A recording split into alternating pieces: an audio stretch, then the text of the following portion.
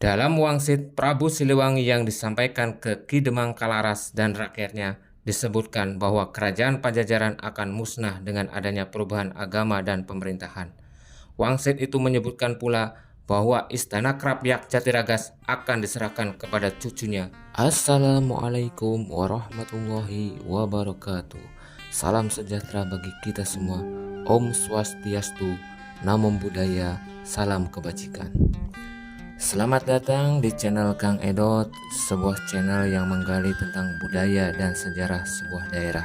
Pada episode kali ini saya akan mengungkap sebuah cerita di balik nama Desa Balerante yang ada di Kecamatan Palimanan, Kabupaten Cirebon. Sebelum lanjut, silahkan bagi teman-teman yang baru menemukan channel Kang Edot, saya ucapkan selamat datang dan selamat bergabung. Mudah-mudahan channelnya bermanfaat. Jangan lupa like, komen, dan subscribe-nya ya, agar channel ini terus berkembang dan saya lebih bersemangat lagi untuk membuat video-video terkait budaya dan sejarah sebuah daerah. Baik, kita mulai saja ceritanya. Awal mula sejarah nama Desa Balerante bermula pada sebuah kisah. Ketika Prabu Siliwangi berkuasa di Kerajaan Pajajaran, banyak kerajaan kecil sebagai bawahannya seperti Istana Krapyak Jatiragas yang terletak di ujung kaki Gunung Cermai di sebelah timur Gunung Kromong yang masih dikelilingi hutan belantara. Istana Krapyak Jatiragas mempunyai ciri tersendiri, yaitu adanya sebuah pohon jati yang dililit pohon tumet. Pohon jati tersebut tidak memiliki sehelai daun pun dan terlihat kering atau ragas dalam bahasa Jawa. Namun pohon jati tersebut tidak mati dan konon masih berdiri tegak hingga sekarang. Istana Krapyak Jatiragas secara turun-temurun digunakan sebagai tempat bertapa dan tempat belajar ilmu kanuragan, baik oleh para putra raja, kerabat raja, dan gegeden atau pembesar istana. Ki Syekh Demang Kalaras adalah guru dan sesepuh yang terkenal di perguruan Istana Krapyak Jatiragas. Pada waktu mudanya, ia bernama Hasan Basori dan mendapat kedudukan sebagai Demang Keraton Pajajaran. Di antara para catrik atau santrinya yang setia adalah Ki Pendil, Ki Saleh, Ki Siriem, Ki Daris, Ki Sare, Ki Wasid, Ki Kemit, Ki Ahmad, dan Ki Mulangi. Kesembilan muridnya yang setia itu tergolong orang yang pinilih dan memiliki kesaktian. Mereka adalah cikal bakal terbentuknya pedukuhan.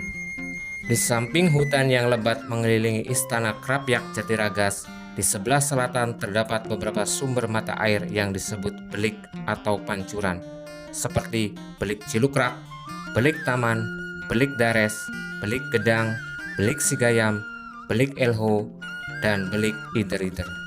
Belik-belik tersebut mengalir ke sungai atau kali Cilokoak dan bertemu dalam satu aliran sungai Kali Tarung atau disebut Kali Kedawung. Dalam wangsit Prabu Siliwangi yang disampaikan ke Ki Demang Kalaras dan rakyatnya, disebutkan bahwa kerajaan Pajajaran akan musnah dengan adanya perubahan agama dan pemerintahan.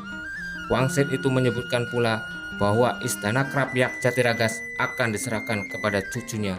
Perubahan tersebut ternyata kemudian dipelopori oleh anak cucunya sendiri dalam penyebaran agama Islam. Di Mesir, Syarif Hidayatullah pamitan kepada ibunya untuk pergi ke tanah Jawa untuk menyiarkan agama Islam. Setelah mendapat restu, dipesankan kepada Syarif Hidayatullah agar menemui Ki Demang Kalaras, seorang kerabat Pajajaran di Istana Krapyak Jatiragas yang nantinya bisa memberi petunjuk untuk memperlancar perkembangan syiar Islam. Setibanya di Jawa, Syarif Hidayatullah bertemu dengan uaknya yang bernama Ki Cakrabuana atau Kiku Cirebon II di perguruan agama Islam Gunung Jati. Beliau dinikahkan dengan Nyimas Pakungwati, putri Kiku Cirebon I, dengan wali nikah Kiku Cirebon II. Mas kawinnya berupa kedudukan Sultan Cirebon, pemberian Rama uaknya yang sekaligus sebagai Rama mertua. Setelah mendapat gelar Sultan Cirebon, Syarif Hidayatullah menuju Istana Krapyak Jatiragas sebagaimana dipesankan ibundanya untuk menemui Ki Demang Kalaras. Di istana tersebut, Syarif Hidayatullah diterima secara kekeluargaan dan banyak hal yang diperbincangkan. Ki Demang Kalaras juga menyampaikan wangsit Prabu Siliwangi bahwa Istana Krapyak Jatiragas mesti diberikan kepada Syarif Hidayatullah. Sejak saat itu, Ki Demang Kalaras beserta penduduknya menerima ajaran Islam dari Syekh Syarif Hidayatullah. Sebagai tanda persatuan dibuatlah bale tempat bermusyawarah di mana keempat tiang balai tersebut dikelilingi rantai. Sampai saat ini, daerah tersebut dikenal dengan nama Desa Balai Rante. Demikianlah cerita di balik nama Desa Balai Rante versi Dinas Kebudayaan dan Pariwisata Kabupaten Cirebon. Barangkali ada cerita versi lain dari sumber yang berbeda, silahkan komen aja di bawah ya. Wassalamualaikum warahmatullahi wabarakatuh.